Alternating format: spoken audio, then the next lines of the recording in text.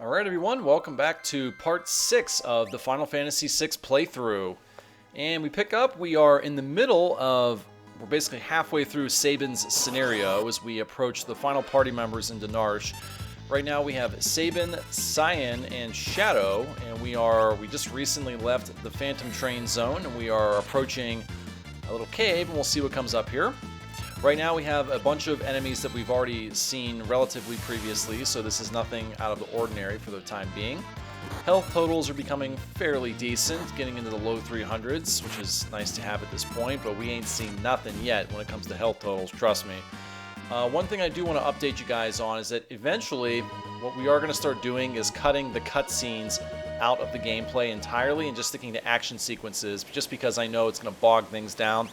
We stuck with it up to this point, but I know eventually we are going to cut that stuff out. We'll let it go for this one, but for the next video, all of the major cutscenes will be cut for the sake of not slowing things down. Alright, so as we see in this part of the story here, Sabin and Cyan are talking about what to do, and Shadow is basically saying he's going to run off. So this is why I told you earlier, remember, Shadow is a mercenary. He will run off at various points in the game, so remember, don't give him anything critical that you won't mind missing later on. So that's why we didn't give him anything major, no major relics. So check this out, we just made a decision to jump off a waterfall. And what's going to happen? Of course we're going to survive, it's a video game. So we are now attacking a bunch of piranha fish going down a waterfall, figure that out. And you're going to have a whole bunch of waves of, not waterfish or goldfish, but piranha fish that you got to take out. Unfortunately, with the weapons that we are equipped with right now, all of these are one-shot attacks here, so it's nothing that we can't handle. Some of the waves are 2, some of them are 3. Eventually, there will be one final boss piranha fish that we have to take down, and that gets a little bit tougher, but it's still nothing too tricky, so we're just going to go through a few different waves of piranhas here until eventually we get up to the master boss fish. Just a couple more, I believe, I think, and hope that this is the last wave of piranhas that we have to take down. And then we'll see what this boss looks like. Hint, hint, it's nothing special.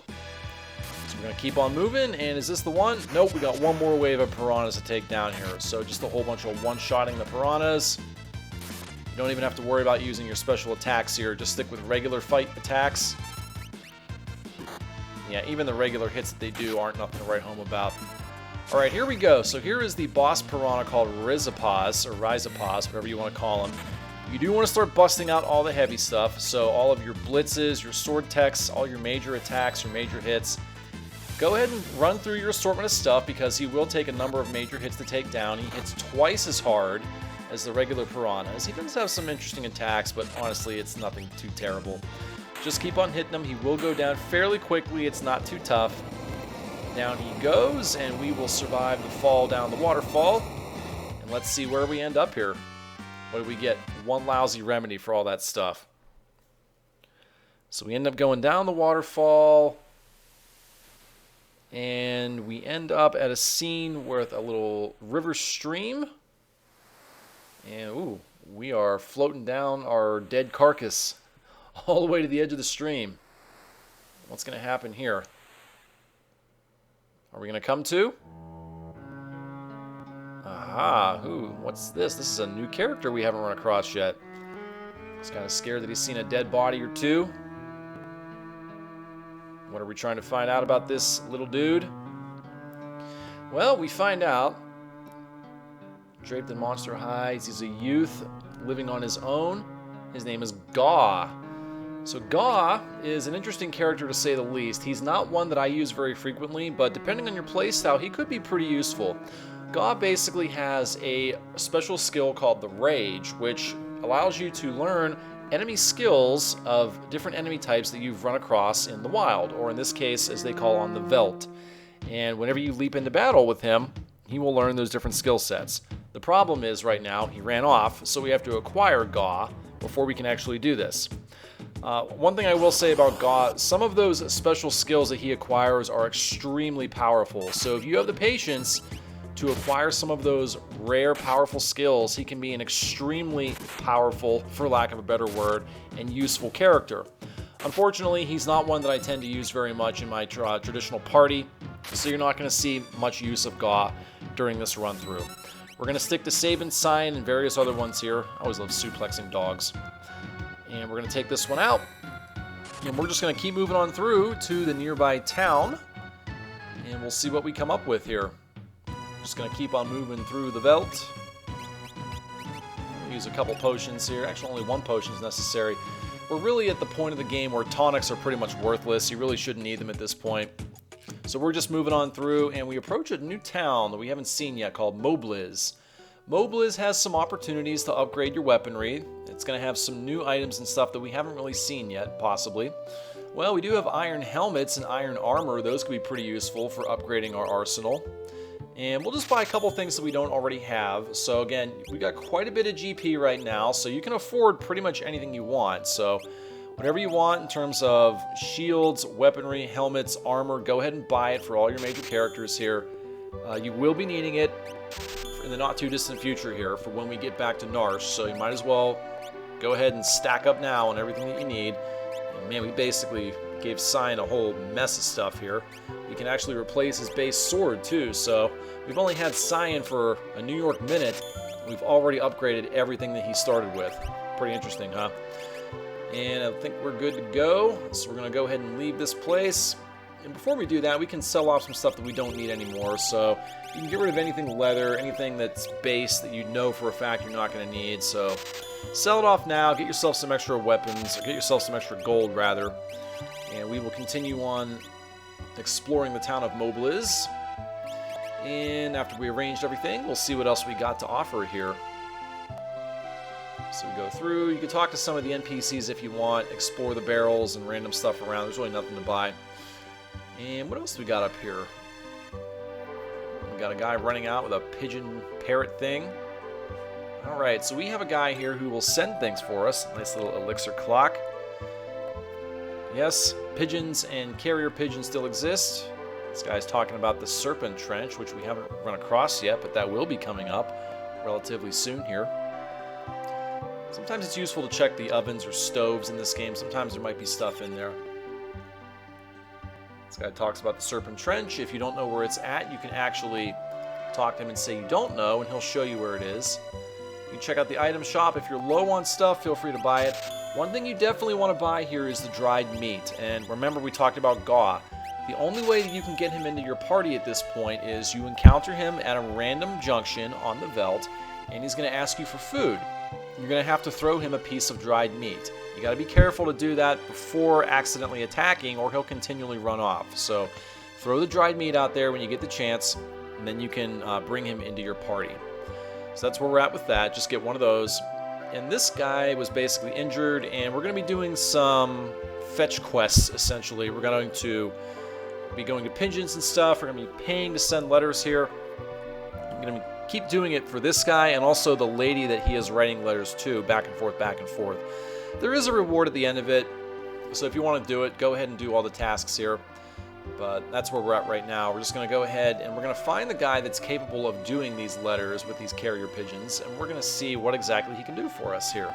So that guy right there is what's going to do all this stuff. So we're just learning the lay of the land and getting the scoop of the story here. We got one final building to look at. This is the Relic Store, and nothing we haven't already seen. There's a white cape in there for 5,000 GP. It's not worth it. If you need sprint shoes at this juncture in the game, go ahead and buy them. Now, there is a bed in the back of this Relic Store, which you can use for free. So yeah, don't bother spending hard-earned GP at the inn when you can just stay there for free. Hint, hint. Alright, we leave the Relic Store, gonna explore around a little bit more. Cute. Dwayne and Katarina are both in love. Right up there. Nice little love story romance. Gonna go ahead and move on out of there. Just gonna continue walking around. There's a little birdie. Alright, and now that we know about this guy, we are going to, in fact, send a letter via postal pigeon. It's going to cost us 500 GP, but whatever. So we go ahead and we do it. And off he goes. You can go back in and you can tell the guy that you've sent that postal letter if you want. We'll go ahead and see what he says. Probably nothing much. Of course you want to see Lola. You got to get better first. And that's really all we can do at this point. So we're going to go ahead and leave the town of Mobliz. You can check the inn if you really want to, but again, we've already stayed for free. Not really necessary. So we're going to continue on out of here. And we're going to go ahead and leave the inn. Out we go. And we're basically just going to spend a minute or two looking for Gaw on the Veldt. And we're going to try to get him into our party. And it's kind of mandatory we get him into our party regardless of whether you're going to use him, because you can't progress the story until you get him into your party. He's going to tell us and show us how to get back to Narshe. He's got a very important piece of equipment we need to find that will take us to the Veldt.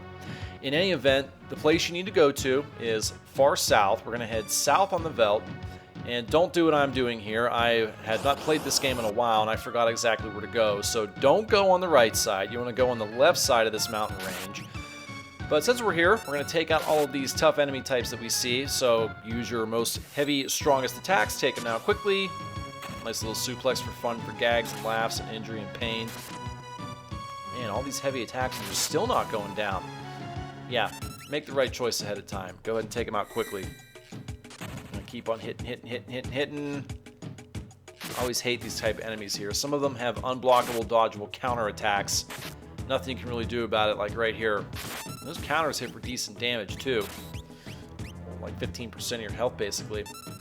One more dispatch. This should hopefully take him down. Yep, we're good. Alright, we still haven't encountered Gaw yet. We get a useless tonic. As you can see, we're going to continue heading south, and there's a cave there we have to get into. And whoops, there's the gut punch. We can't get up there. We got to walk all the way around. And we're just going to do that right now. Walk all the way around the mountain range. Now, fortunately, if I'm not mistaken, I believe that this is the battle where we finally recruit Gaw into our party. So let's see if that is, in fact, what happens here. Got a couple of useless enemies that would have been extremely tough back when we first started playing. Remember the Marshal? He was like a little mini-boss we fought when we were trying to save Terra with all of the Mughals and Locke in tow. That was an interesting battle. But here's the Marshal goes down very, very quickly. We're overpowered for him at this point. And here we go. There's Gaw. Comes out screaming his little monkey cry. Now remember, do not attack him. The first thing you got to do is reach for your dried meat and then throw it right out there so he can chomp on it. That did not sound good. It's going to be a nice outtake. Alright, so we feed him the dried meat. And we got an interesting little cutscene. As you can see, that made him very happy. What the? Very odd. Yes, you are. Alright, so we got a bunch of stuff happening right here, and we're just going to do a little dance.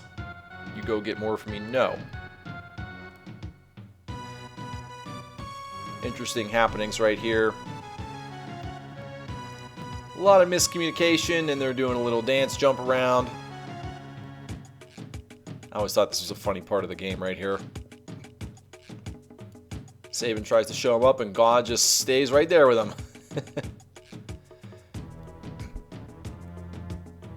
Yeah. Alright, Cyan jumps in, trying to get things to calm down. Gaw clearly does not understand what is being said. Thou, thou, thou. Thou, thou, thou. And Cyan clearly doesn't care to hear any of it. Obviously, Gaw doesn't know what just recently happened with the loss of his family. Yeah. Alright, I think we finally get the gist of this, so now we can move on and finally get out of here and get back to the game.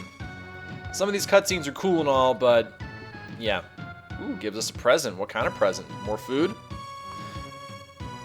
Well, we know it's a shiny present. Yep, shiny, shiny. Now, what exactly could it be? Treasure? We've already got lots of treasure. How does that help us? We need something that's going to help us get back to Narshe. What exactly is that going to be? Nope, nope, nope. Yeah, interesting little cutscene here. Alright, and basically, Gaw is going to lead us to this shiny treasure, whatever it is. And hopefully it's going to help us get back to Narshe. Alright, we really know what's happening. Alright, so that place where we initially went like a few moments ago was called Mobliz. Alright, and now we are going to Crescent Mountain to try to find this shiny thing and see what exactly it's going to do for us. Sabin is having second thoughts about this, as would most sane people. Invite him along, as if he's talking to us, breaking the fourth wall. Hurry up! Alright. Yeah, this has always been a kind of funny part of the game. Alright, so we talked about Gaw and his rage skill. Just in case you weren't familiar with it, there's an imp, and his name's Kappa, by the way. He's an unusable NPC. Just telling us how his rage and leap skill works. So basically, you go out in the open, and it only works on the Veld. You can't use this at any point in the game you want. You have to be specifically here at this point on the Veld. You use a leap skill. He acquires the special skills of all the enemies that you encounter up until the point you see him again, and then you can use them in regular fights. So depending on the enemies that you've taken down, he could be pretty useful. He could be pretty dang useful and pretty dang powerful. Good healer, good damage dealer. It just depends. So what we're going to end up doing is we're going to take advantage of this, and we're going to let Gaw acquire a couple different rage skills here. So we'll do Leap a couple of times, give him a chance to earn some stuff, and then we'll go on with the rest of the game. So that's what's going to happen here.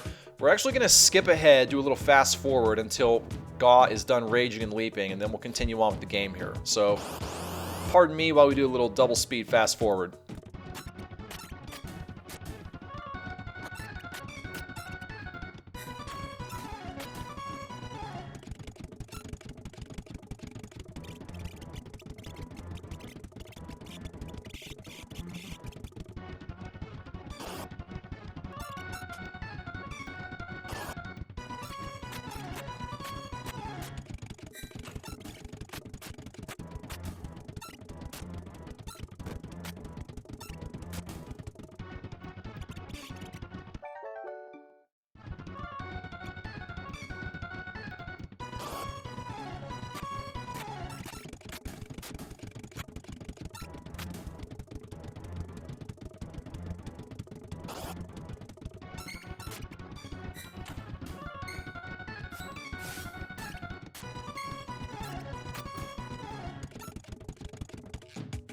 Okay, I think we're good to go here. It looks like we've got Gaw back after 2 successful leap rages, and hopefully he's got some decent skills that we can use here.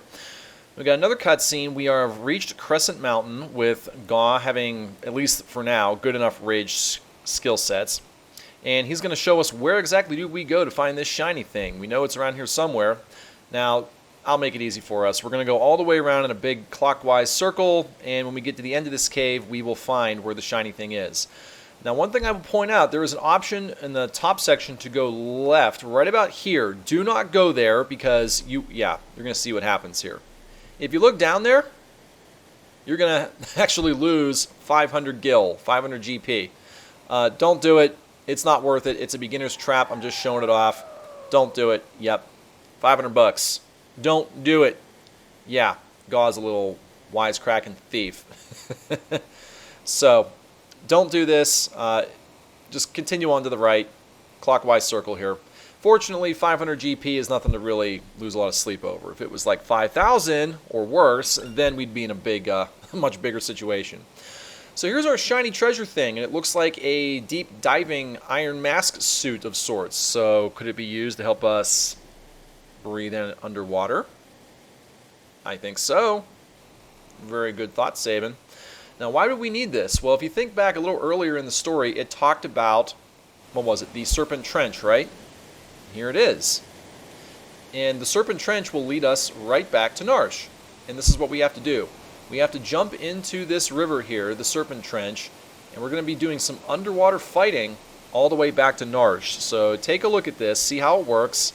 It's actually a pretty fun section of the game here. You're going to see a little bit of Mode 7 involved. Sabin and Cyan jump right in without hesitation. Gaw having a little bit of doubts about this, but he realizes he ain't going to go nowhere unless he jumps in.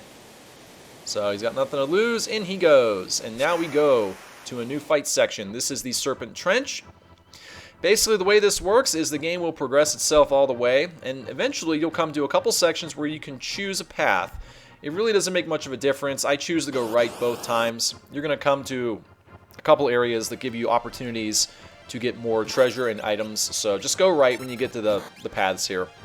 You're going to have some underwater enemies you've never encountered before, and they're not too tough to take out. Just hit them with hard hits. Hit them with your aura bolt, your sword techs.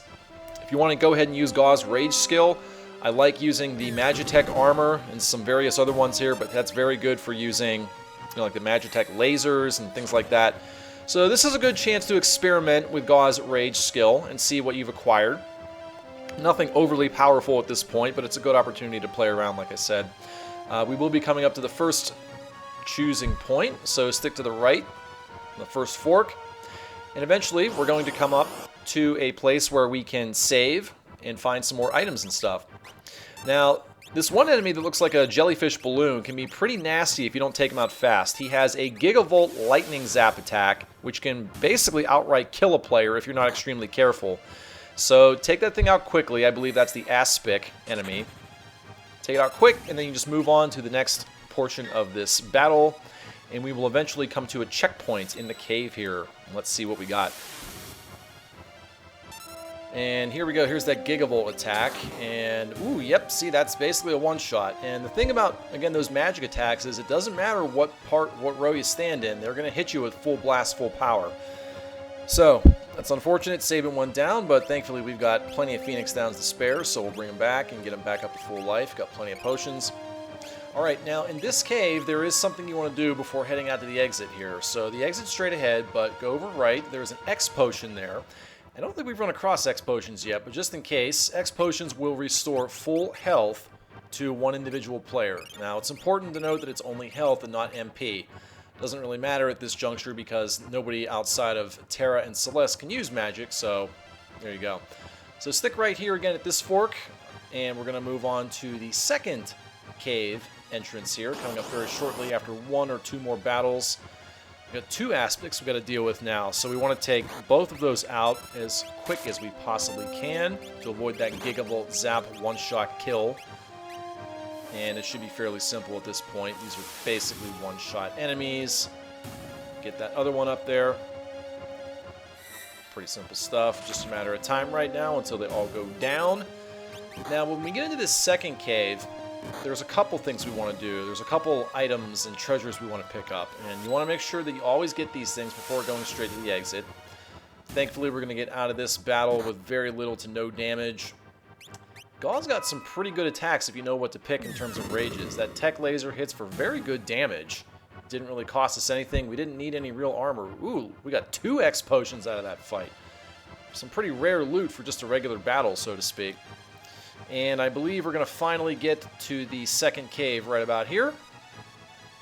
And check this out. We're going to move up. There is a chest over there. We can't get to it just yet, so we're going to have to go up the steps. Yes, you can look for all you want. You're not going to find it.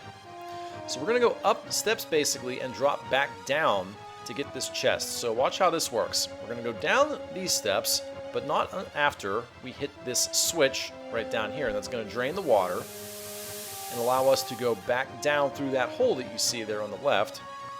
And we will then be able to get the chest, which is presumably right below us. Yep, we got it right there. Now let's see what's in there. Green Beret. Now we did get one of those back in the Imperial encampment in the desert, so now we have a second one. We can give it to Cyan. Give the Iron Helmet to Gau. Give him a nice little upgrade there for defense. Every little bit helps. And I think we're pretty much good to go. So now we're going to move on out of this section, and we got one more little tiny area through a door here. There's going to be one more chest we're going to open up before exiting. We're going to go through here, and could have swore there was one more chest. I guess not. Alright, and we are now going to exit the Serpent Trench.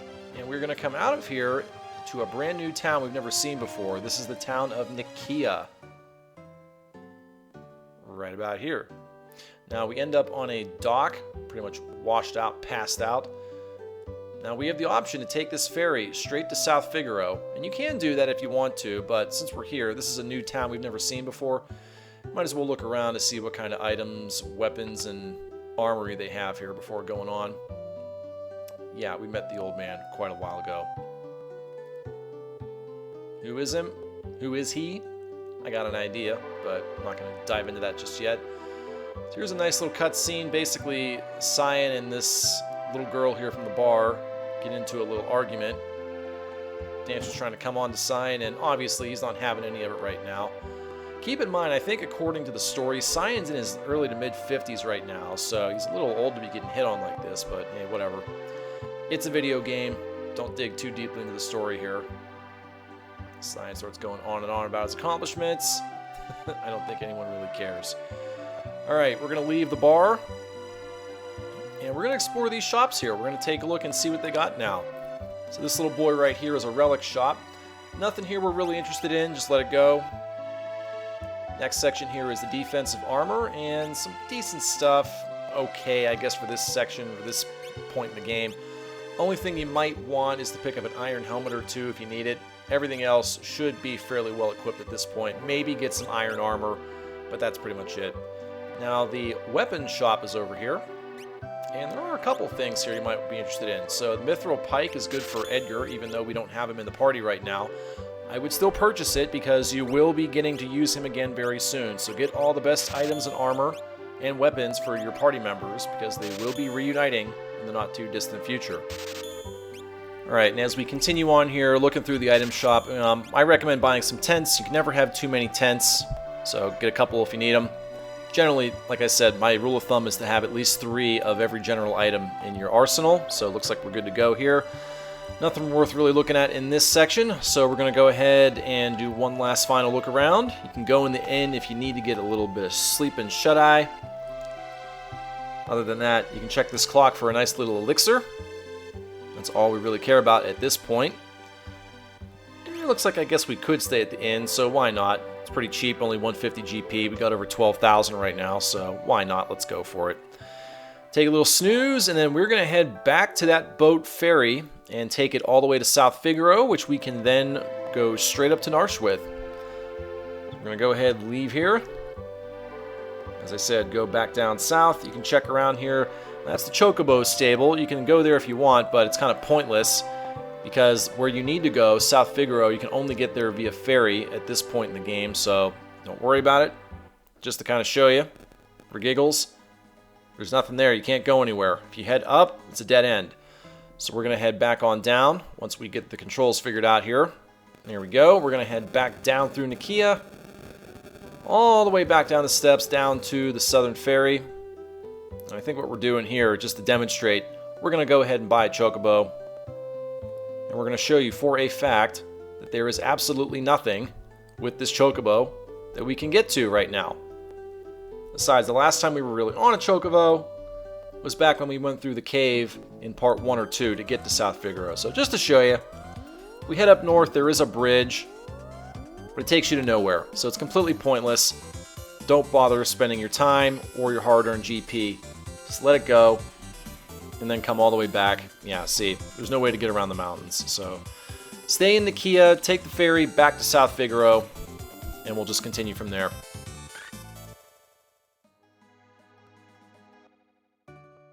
Alright, once again, back in Nakia for the millionth time, seemingly. We're going to head back down the steps, back into the southern section, back to the boat port. We're going to get on this boat to South Figaro, and we're going to take it all the way there. And from that point on, the entire party of all members will be reconnected, and all 3 scenarios will be finished, and we can continue on with the game here. I will tell you, this next section coming up is going to be a pretty difficult test of battle wits if you play it legit. If you play it the easy way, you can pretty much bulldoze right to the end. And of course, since we need to do a no death, no annihilation run, that's exactly what we're going to do. We're going to take some shortcuts and make things as easy as possible to make it like that. The 3 have reached Narshe. Decisive battle is about to take place, as I was mentioning. So all party members will be shown here. There'll be an interesting little cutscene. For the sake of time, we're going to go ahead and bypass it here, and we'll go straight to the end.